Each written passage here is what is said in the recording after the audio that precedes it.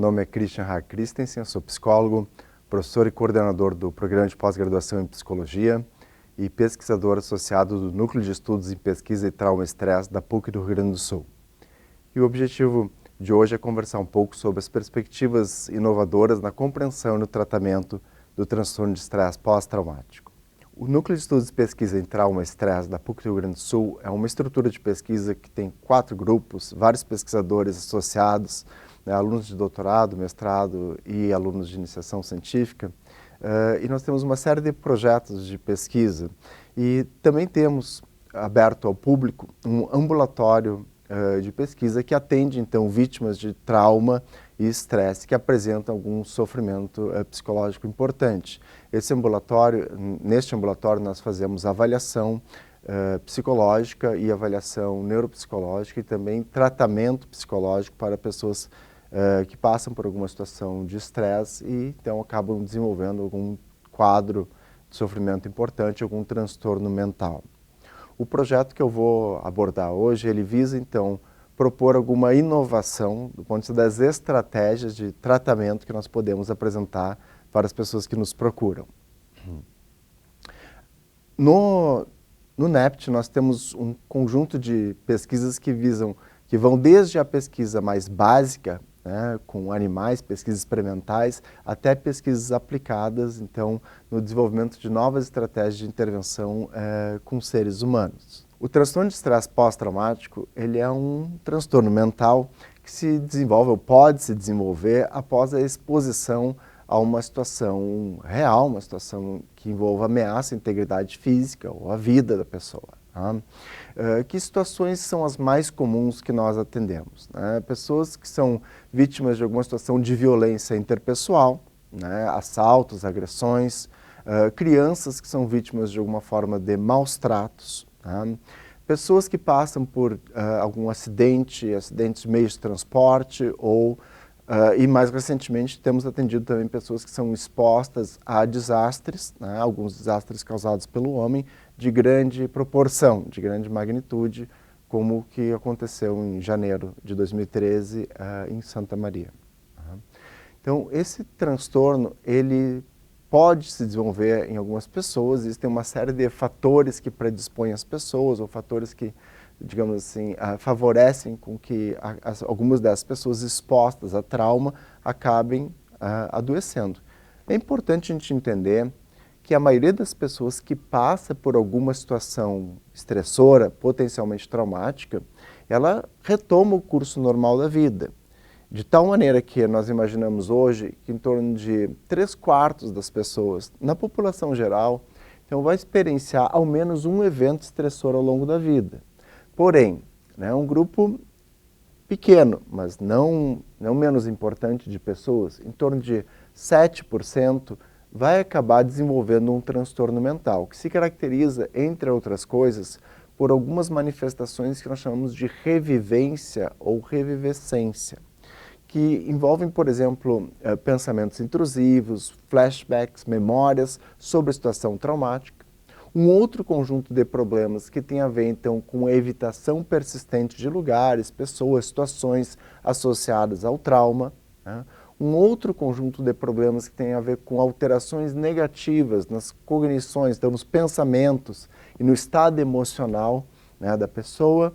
E um outro conjunto, então, um quarto conjunto de problemas que tem a ver com essas alterações na reatividade fisiológica. Por exemplo, eu ficar constantemente hipervigilante, eu ficar com uma resposta de sobressalto, eu ter dificuldade de me concentrar, eu ter dificuldade de dormir e eu me mostrar particularmente irritado. Então, são alterações ou manifestações que se agravaram ou se iniciaram após a exposição a um evento estressor traumático.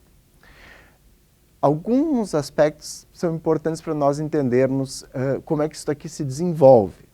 Primeiro, nós sabemos que a exposição aos eventos estressores, ela impacta o desenvolvimento do indivíduo dependendo de quando isto ocorre. Então, por exemplo, crianças que sofrem maus tratos, como abuso sexual, abuso físico ou mesmo negligência, numa etapa muito cedo da vida, elas apresentam uma série de manifestações que são diferentes de um indivíduo adulto que apresenta ou é exposto a uma situação de assalto, por exemplo, com uso de arma de fogo, um pouco mais adiante na vida.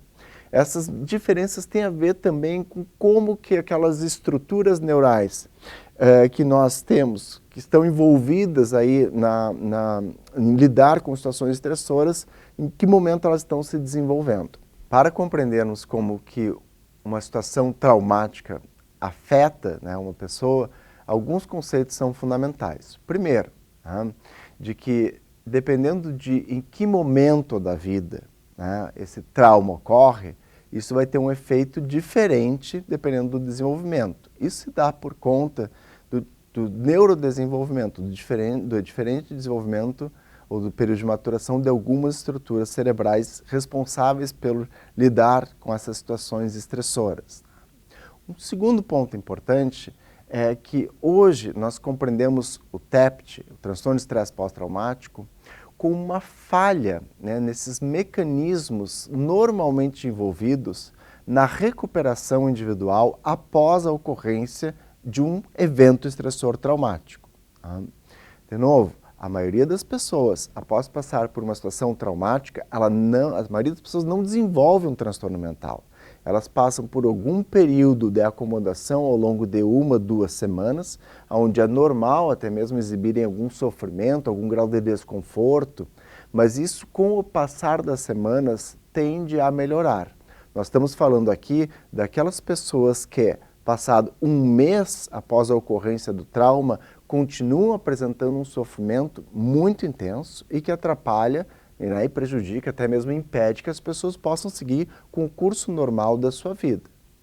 Terceiro, né, nós sabemos hoje que o transtorno de estresse pós-traumático, ele apresenta, os indivíduos que têm esse transtorno, eles apresentam algumas diferenças importantes na maneira como o cérebro funciona. Ou seja, naquelas áreas, estruturas e circuitos que estão ativados. Sabemos hoje, por exemplo, que os indivíduos com estresse pós-traumático, eles têm um padrão de ativação cerebral que é diferente de outros transtornos de ansiedade, como a fobia social, como o transtorno de ansiedade generalizada, ou mesmo, né, as respostas de medo condicionado, no paradigma de condicionamento de medo. Por último, sabemos também que nós podemos melhorar as intervenções psicossociais que nós já fazemos, né, com algum sucesso para esses pacientes, com o acréscimo de novas técnicas, que vêm muito de áreas como a neuropsicologia, áreas como a neurociência básica, em estudos com extinção de memória em animais, e ferramentas e, digamos, técnicas de outras áreas do conhecimento. E aqui na PUC é justamente isso que nós estamos tentando fazer. Como é que nós podemos aprofundar o conhecimento sobre os processos cognitivos básicos nesse transtorno e até mesmo processos neurobiológicos envolvidos nesse transtorno e usar esse conhecimento para aumentar, né, o nosso sucesso nas intervenções junto a esses pacientes. Quando nós consideramos a avaliação do transtorno de estresse pós-traumático, existem uma série de aspectos que devem ser considerados.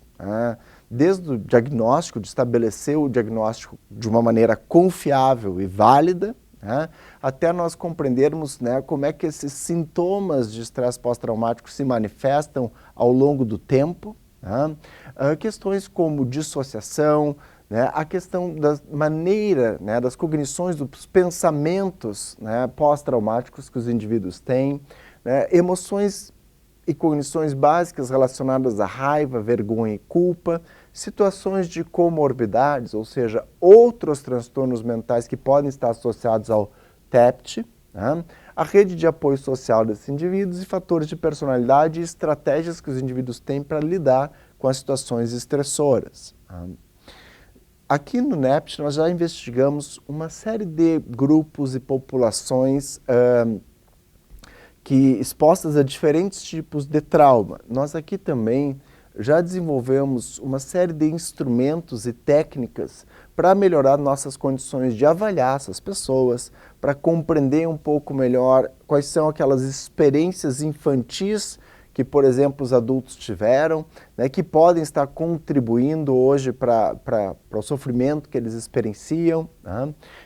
E também algumas técnicas mais experimentais de avaliação neuropsicológica desses quadros, né, que tem nos auxiliado então a compreender um pouquinho como é que é o funcionamento psicológico desses indivíduos. Né? Nós sabemos hoje, e está bem estruturado, que algumas abordagens terapêuticas funcionam para o estresse pós-traumático. Né? Existem abordagens farmacológicas, né, ou seja, uso de psicofármacos com alguma evidência, né? E dentro das abordagens psicossociais nós trabalhamos, né, e talvez a abordagem com uma melhor evidência seja a terapia cognitivo-comportamental. Tá? Dentro da abordagem cognitivo-comportamental, nós temos uma série de fases ou ingredientes, vamos dizer assim, que são utilizados no tratamento desses pacientes. Né? Qualquer boa abordagem se utiliza de ao menos um, se não todos desses ingredientes, que envolvem, então, educar o paciente sobre o que é o trauma, o que é o transtorno e o que é a própria terapia.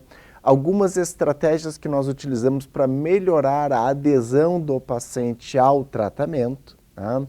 Algumas técnicas de regulação emocional, terapia de exposição, técnicas de reestruturação cognitiva, ou seja, de tentar modificar a maneira como se dá o processamento cognitivo da informação, e técnicas de prevenção à recaída. Aqui no NEPT nós trabalhamos com uma série de protocolos, né? Existe um protocolo para o transtorno de estresse pós-traumático, mas nós também atendemos pessoas que passam por trauma e desenvolvem outros quadros que não estresse pós-traumático. Desenvolvem, por exemplo, um transtorno depressivo, outros quadros de ansiedade, desenvolvem algo que a gente chama de TEPT complexo, né? Que são aquelas experiências que ocorrem muito cedo na vida e vão acompanhando o indivíduo até a idade adulta. Então, nós temos uma série de modalidades de tratamento para cada tipo de paciente. Isso depende, então, de uma avaliação muito cuidadosa que é feita. O que nós estamos desenvolvendo agora é uma estratégia para melhorar uma dessas técnicas. Então, eu falei anteriormente que a terapia de exposição pode ser usada isoladamente ou em conjunto com outras técnicas cognitivas. E essa terapia de exposição, ela está muito baseada na ideia de que parte do que os pacientes fazem e que acaba mantendo então esse problema tem a ver com eles evitarem lugares, situações, pessoas, objetos ou estímulos que estão associados com aquele trauma. Por exemplo, né, em casos muito frequentes que nós acabamos trabalhando, bancários que no desenvolvimento das suas atividades profissionais acabam sendo expostos a uma situação de violência durante um assalto ou sofrem uma ameaça à vida quando, né, o assaltante aponta a arma para a cabeça dele. Né? O que muitas vezes ocorre? Né? Por conta desse mecanismo de evitação, que é parte central do transtorno, muitas vezes esses bancários não conseguem retornar ao local de trabalho. Eles não conseguem mais voltar ao trabalho, voltar à agência. Tá? Pois bem, isso acaba, de certa maneira, mantendo o transtorno, porque se ele voltasse gradualmente à agência, ele perceberia que, bom, aquilo foi uma situação isolada e agora eu posso, né, voltar ao meu trabalho e a minha resposta de medo vai diminuindo. Mas como a ansiedade é muito grande, o medo é muito grande, eles acabam evitando o retorno à agência. Uma outra consequência disso é que isso vai, aos poucos, estabelecendo para essas pessoas uma ideia de que eu não tenho condições ou eu não tenho recursos para lidar com a situação. Então, frente a isso, a terapia de exposição, ela se propõe a ser uma estratégia, que envolve expor de uma maneira gradual, hierárquica, porém prolongada, a estímulos, né, relacionados à situação traumática. de tal forma que o indivíduo experiencie um aumento na ansiedade à medida que eu vou expondo ele a situações que vão lembrando ou estando cada vez mais associadas, de que essa ansiedade entre num platô, estacione e depois haja então uma diminuição de ansiedade. Então a terapia de exposição ela está baseada no pressuposto de extinção de memória. O que é extinção de memória? Isso é muito importante que a gente compreenda. A extinção de memória não é apagar aquela memória sobre o que aconteceu. Não. A extinção de memória é a gente formar uma nova memória de tal maneira que aquela situação que ocorreu no passado possa ser acessada, mas que isso não me provoque uma situação tão intensa de medo e desconforto que eu não consiga mais seguir com a minha vida. Tá? Então, baseado um pouco nessa ideia, é formar uma nova memória, ou diminuir, de outra maneira, diminuir a intensidade das respostas e manifestações fisiológicas de medo associadas com a lembrança do que aconteceu. Comumente, a terapia de exposição ela é feita na exposição, que a gente chama de exposição in vitro, que é aquela exposição feita no consultório do terapeuta, por exemplo, com uso de imagens mentais, etc., ou aquela exposição em vivo, que é a exposição situacional, que é quando eu peço para o paciente, no intervalo entre as sessões, por exemplo, ir até o bairro onde o banco fica localizado, ou ir até a quadra onde o banco fica localizado, ou entrar, ou ir até, por exemplo, a porta de acesso ao banco. Tá? Agora, esses dois tipos de exposição, elas são eficazes, mas elas também têm algumas limitações. Tá? Uma das limitações é de que na exposição in vitro, eu não tenho de fato um controle se quando eu peço para o paciente lembrar da cena ou criar uma imagem mental da cena traumática, eu não consigo ter um controle sobre, de fato, o que ele está pensando. E ele poderia estar usando alguma técnica de distração ou justamente tentando evitar a lembrança disso. Tá? Por outro lado, na exposição in vitro, eu também não tenho um controle absoluto sobre o que pode acontecer. Tá? Então, tem uma série de outros fatores ou variáveis que podem afetar aí o desfecho do tratamento. Tá? Para isso, ou tentando superar isso, durante um certo período, para alguns transtornos de ansiedade, começou-se a utilizar, então, o que a gente chamou de exposição in virtuo. O que é isso? É o uso de técnicas de realidade virtual para criar uma situação no consultório, uma situação virtual para o paciente, onde ele é, então, exposto àquele objeto ou situação que provoca medo e ansiedade. Aqui na PUC, em parceria com o grupo de realidade virtual da Faculdade de Informática e com uma empresa comercial que desenvolve esse tipo de programas e também com os sindibancários, desenvolvemos o banco virtual. O que é isso? É um cenário, é um ambiente virtual onde nós podemos colocar o paciente, no caso bancários, ou clientes de agências bancárias que sofreram alguma situação de violência ou assalto naquele contexto. Então, nós podemos colocar o paciente, nós recriamos uma agência virtual onde nós podemos colocar o paciente dentro daquele cenário. E mais do que isso, nós podemos fazer com que ele interaja em diferentes momentos do cenário. Nós podemos, por exemplo, se o paciente for um gerente, fazer com que ele assuma a posição de gerente naquele ambiente virtual. Se ele for um caixa de banco, ele vai desenvolver as atividades de um caixa naquele ambiente virtual. E se ele for um usuário, um cliente, ele também entra no banco, passa por todas aquelas situações, onde ele vai, então, realizar os procedimentos que ele veio fazer ao banco. Esse cenário tem alguns aspectos muito interessantes, porque esta imersão, essa sensação de que a pessoa está dentro dele, através dos procedimentos de realidade virtual, permite, na verdade, com que o cérebro construa uma realidade. Então, para todos os efeitos, do ponto de vista do processamento neural dessa informação, é como se a situação estivesse realmente acontecendo. E nós podemos ter, então, como terapeutas, a certeza de que aquilo está sendo processado. Como vocês podem ver, né, o que nós fizemos aqui foi recriar, né, uma zona urbana, claramente espelhada ou modelada a partir da cidade de Porto Alegre, com uma série de elementos visuais, né, que lembram, de fato, prédios, lembram o ambiente em Porto Alegre, e uma agência virtual, uma agência bancária, onde o indivíduo, então, ele entra na agência, tá? E aí começa, então, a partir daí, a ter uma série de situações e interações dentro da própria agência. Tá? As cores e alguns aspectos do layout, né, podem ser alterados dependendo do banco ou do tipo de agência onde isso aconteceu. Tá?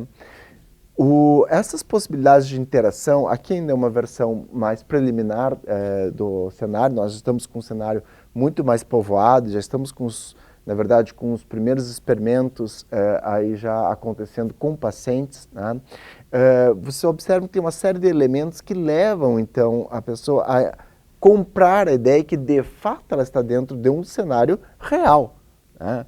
E isso é algo muito importante, né? Porque ela também vai, aos poucos, ficando mais e mais ansiosa.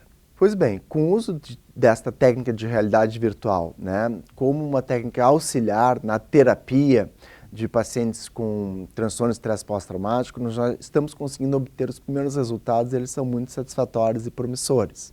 A nossa ideia agora é seguir, então, com um estudo, né, um estudo randomizado, controlado, para tentar mostrar os ganhos, né, que existem com a adoção dessa técnica em relação à terapia, né, padrão que funciona, que nós já fazemos. Tá? E a ideia é tentar beneficiar o maior número de pessoas, tá, de uma forma mais eficaz no menor número de tempo, no menor tempo disponível. Tá? Projetos como este visam auxiliar uma melhora na qualidade de vida das pessoas que passaram por situações traumáticas e acabaram por desenvolver um transtorno mental como o estresse pós-traumático. A nossa expectativa, e os resultados são promissores já nesse sentido, é de que nós possamos, de fato, né, auxiliar em menor tempo um maior número de pessoas. Um projeto dessa envergadura não seria possível sem um grande número de pessoas envolvidas dentro e fora da PUC. Através do nosso website, vocês podem encontrar informações sobre estes projetos e outros realizados pelo NEPT, bem como informações sobre o ambulatório de pesquisa e atendimento.